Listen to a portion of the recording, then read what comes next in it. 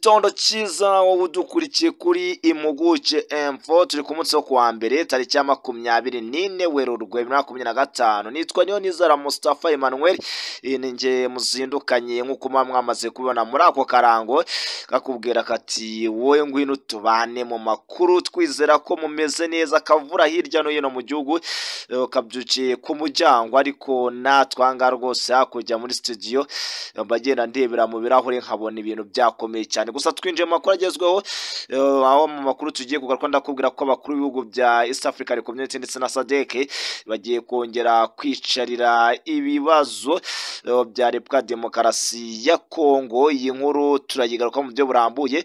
Kandi General Muhoza asabye mu 23 gufata Kisangani vuba cyangwa se iyo PDF ikabikora. Nyuma mu gihugu cya Kenya, umudepite yagize gutya yitabira umukino, ageze muri stade yahabure nova gusenya, yakubiswe karahava. Iyi nkuru turaza kuyigarukaho mu buryo burambuye, nkwibutsa ko Nkurunziza Pacifique akomeza kugenda control gahunda zosanga kuri Impuguke Info, mu gihe Niyonizera Mustafa Emmanuel niwe mukomeza kugenda mubana gatanu kuri gatanu. Hanyuma mu biganiro byacu ndetse n'amakuru tubana n'uruganda rw'Isaro. Ni uruganda rukora kawunga nziza cyane, ni kawunga hawe icyemezo cy'ubuziranenge n'ikigo gitsura ubuziranenge mu Rwanda, Rwanda Standard Board, n'ikigo gishinzwe imiti n'ibiribwa Rwanda FDA. Ushaka kuyirangura wanyarukira mu karere ka Rulindo mu murenge wa Kisaro, cyangwa se ukabahamagara kuri 0788351468. Nawe kandi ushaka iyo kurya simbukira mu iduka rikwegereye, bagura uti ndashaka akawunga y'Isaro. Hanyuma gahunda zeta ziba nziza cyane. We kandi ushaka kumenyekanisha ibikorwa byawe ndetse no kwamamaza, gana Impuguke Info by'umwihariko ngaha mu makuru tube twagufasha mu kukwamamariza.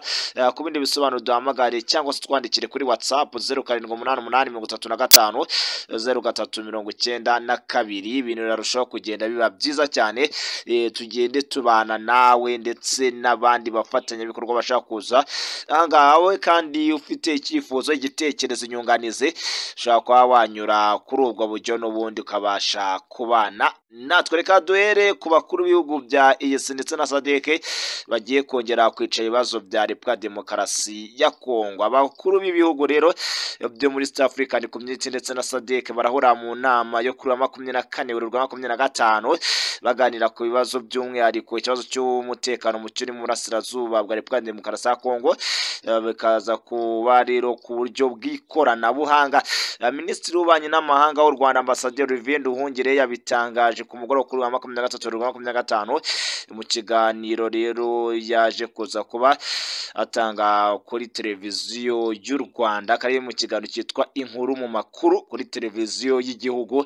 Akaba ari cyo wamenya. Nyuma inama y'abakuru b'ibihugu byo muri East African Community ndetse na SADC iruka kuba tariki ya 8 Gashyantare 2025 i Dar es Salaam muri Tanzania. Minisitiri Nduhungire yavuze ko u Rwanda rwishimiye ko 23 yaravuye Walikari ndetse n'ingabo za Kongo zikaba nyine zaragaritse ibitero bya hariya zagabaga kuri uriya mutwe. Ati twasohoye itangazo rishimira bimwe mu bimaze gutangazwa. Hari itangazo ryatangajwe n'ihuriro AFC 23 rivuga ko ivuye Walikari ndetse ikigira inyuma. Birakurikirwa n'ingabo za Repubulika Demokarasi ya Kongo zivuga ko nazo zitazajya mu mirwano. Akaba ari Olivier Nduhungire wagendaga abitangaza. Yongeye wagira ati ibyo rero bitanga icyizere cy'uko ibiganiro byari biriho muri Afurika bya EAC na SADC noneho bigiye guhabwa ingufu. Akaba ari Nduhungire Olivier rero wagendaga ubitangaza. Minisitiri w'ububanyi n'amahanga ndetse n'ubutwererane yavuze ko kandi muri iminsi hari icyizere kigaragara cy'uko ibiganiro noneho bigiye guhabwa umwanya mu gukemura ibibazo by'umutekano muke uri mu burasirazuba bwa Repubulika Demokarasi ya Kongo.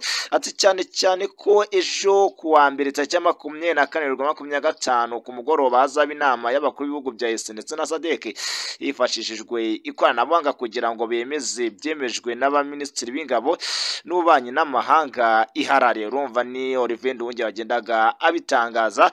Kandi Nduhungire yavuze ko nibura ibi bigaragaza ko guverinoma ya Kongo ndetse n'imitwe itandukanye ibishyira imbere mu biganiro byo gukemura ibibazo by'umutekano muke mu burasirazuba bwa kiriya gihugu. Muri rusange umwuka uri mu karere uraca amarenga ku ikibazo cy'umutekano muke mu burasirazuba bwa Repubulika ya Demokarasi ya Kongo gishobora gukemuka binyuze mu biganiro, aho kuba nyine bakwigira mu bijyanye n'imirwano, ahubwo hakaba habaho nyine ibiganiro. Hanyuma kandi ibi biragaragazwa n'uko ingabo za Repubulika ya Demokarasi ya Kongo zemeye guhagarika kugaba ibitero ku mutwe wa 23 ndetse na 23 ikaba yari yiyemeje kuba ivuga ko yasubiye inyuma ikava mu gace ka Warikare, aho uyu mutwe wari warigaruriye. Muri rusange abakuru b'ibihugu ndetse byo mu muryango wa Afurika y'Amajyepfo SADC barutse gufata umwanzuro wo gukura ingabo mu burasirazuba bwa Repubulika ya Demokarasi ya Kongo, agaseswa ubutumwa bwa Samudelise. Akaba aricyo wamenya uyu mwanzuro kandi wafatiwe mu nama idasanzwe yabaye hifashishijwe ikoranabuhanga ry'iyakure yabaye tariki ya 13 Werurwe 2025. Akaba ariko bimeze muri rusange. Nyuma tukiri kuri iyi ngingo ya Repubulika ya Demokarasi ya Kongo, hari umujenerali mu gihugu cya Uganda yitwa Muhozi yasabye 23 gufata Kisangani vuba cyangwa se PDF ikaba yabikora. Umugaba w'ingabo za Uganda Muhozi Kainerugaba akaba n'umuhungu wa Perezida Yoweri Kaguta Museveni na kiriya gihugu, akaba rero kuri iki cyumweru cya 23 Werurwe 2025 yaratangaje ko 23 kwiye gufata Kisangani vuba byihuse cyangwa se PDF ikabikora. Mu nyandiko yanyujije ku rukuta rwa X yavuze ko igisirikare cya Uganda kitazigera kibangamira 23 mu gufata Kisangani, ariko bikwiye ko nyine 23 ihafata vuba cyangwa se yebo bakabyikorera. Muri rusange ati UPDF ntizigera yitambika 23 mu gufata Kisangani, ariko bagomba kubikora vuba cyangwa se twe tukabikora ubwacu. Akaba ari witwa General Muhozi Kainerugaba, umugaba mukuru w'ingabo za Uganda, agendaga abitangaza ko ari n'umuhungu wa perezida kiriya gihugu Yoweri Kaguta Museveni. Hanyuma Muhozi kandi yongeraho ko amaze kwakira ubutumwa bwinshi bw'abaturage babo bavuva hariya Kisangani, bavuga ko nyine igihe bahabwa nyine uburenganzira na muzehe ko bafata nyine mu gitondo. Hanyuma mu butumwa Muhozi nyine yagendaga agaragaza abwanditse mu gihe mu rugendo amazemo iminsi mu mujyi wa Kigali, aho yari yaragiye i Kigali nyine, ndetse no mu gihe havugwa ko ingabo za Uganda zakubise bikomeye mu mutwe witwa Kodeko ku munsi w'ejo nari nabigarutseho, ubwo bicaga n'abarenga 200. Ibi kandi yabyanditse mu gihe 23 watangaje kwiri kuyu mujyi wa Warikare ndetse n'ibice bindi yari yarigaruriye. Muri rusange akaba ariko bimeze ari mu gihugu cya Uganda kuri uyu mujenerali. Rero muri rusange nyuma reka tuve kuri ingingo yo muri Repubulika ya Demokarasi ya Kongo twerekeza mu gihugu cya Kenya. Mu gihugu cya Kenya habaye ikintu nakwita nakita nk'iki. Umudepite yagize gutya ajya kwirebera match muri stade, arangije akubitigwamo mu buryo bukomeye cyane. Akaba ari umukino yari yitabiriye w'ikipe y'igihugu.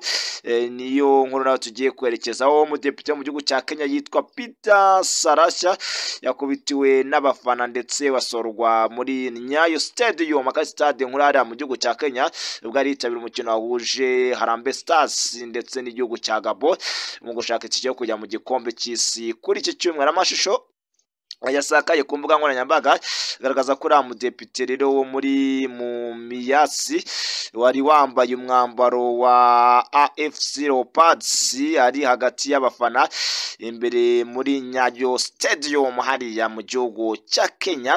Hanyuma icyo wamya nuko umwe mu bari bamusagariye yateruye kimwe mu bikoresho bajugunyamo imyanda kimukubita mu maso, mu gihe bamwe mu bafana b'iriya kipe nyine isaye bagendaga kabisa bakora ibintu bitari byiza cyane, bagaragaza ko nyine ibintu bitameze neza cyane. Hanyuma andi mashusho yagaragaye kandi uyu mudepite nyine aherekejwe n'abashinzwe umutekano barimo abapolisi, ubwo nyine yarasohotse muri Nyayo Stadium ndetse ahita akomereza mu modoka ye. Bamwe mu bafana bumvikana baririmba indirimbo rero zijya ziti lazima aheshimu Raila, bisobanuye ko nyine Bazapita Sarashya kubaharagira muri rusange.